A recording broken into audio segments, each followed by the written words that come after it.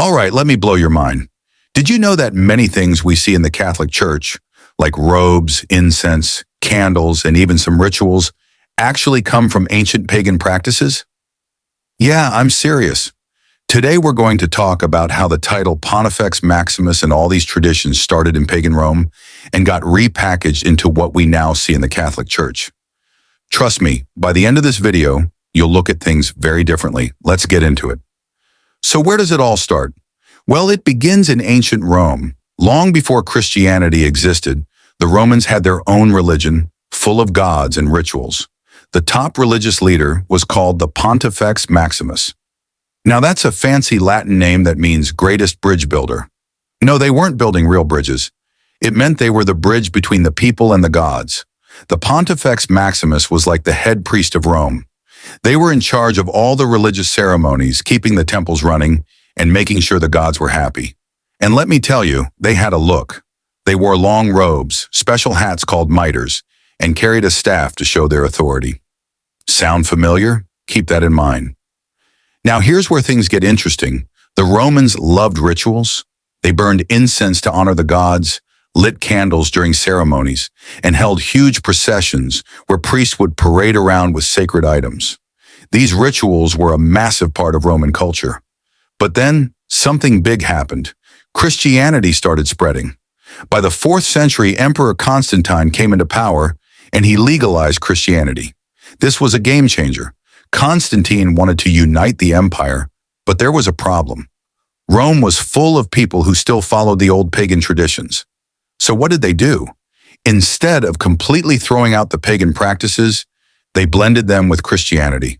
Here's how it happened.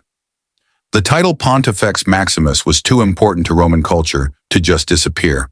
So the bishops of Rome, who were the leaders of the Christian church, started using the title.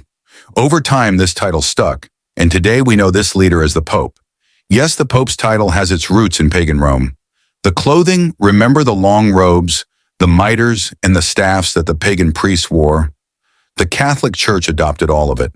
Priests, bishops, and even the Pope wear similar robes and hats during ceremonies today. These items were symbols of power and connection to the divine in pagan times, and the Church kept the same symbolism but gave it a Christian meaning. Incense and candles. Burning incense was a big deal in Roman rituals. It was a way to honor the gods and create a sacred space. Sound familiar? Today, the Catholic Church uses incense during Mass to represent prayers rising up to God. Candles were also used in pagan ceremonies to honor gods, and now they're used in churches to symbolize the presence of God. The practice is the same. It just has a different explanation. The altar and sacrifices. In ancient Rome, sacrifices were made on altars to please the gods. While the Catholic Church doesn't sacrifice animals, the altar is still central to their worship. Instead of animal sacrifices, they now have the Eucharist, where bread and wine represent the body and blood of Jesus. It's a symbolic sacrifice, but the idea of the altar remains the same. Festivals and holy days. Even some Christian holidays have pagan roots. Take Christmas, for example. It happens around the same time as Saturnalia, a Roman festival that celebrated the god Saturn.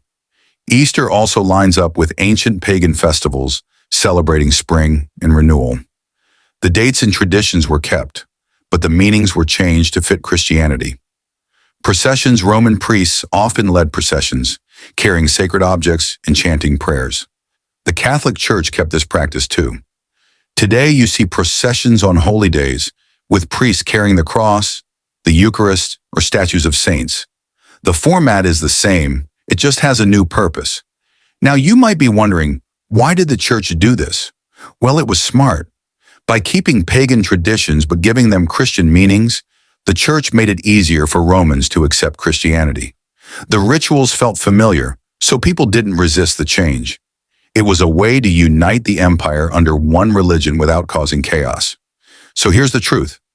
A lot of what we see in the Catholic Church today, like the title Pontifex Maximus, the robes, the incense, the candles, the altars, and even the festivals, comes straight from pagan Rome. The Church didn't erase these traditions, they just gave them a new meaning. And that raises an important question. If so much of it is based on pagan practices, how much of it is really new? Or are we still following ancient traditions that just got rebranded over time? Now that you know this, what do you think? Is this a clever move to keep traditions alive?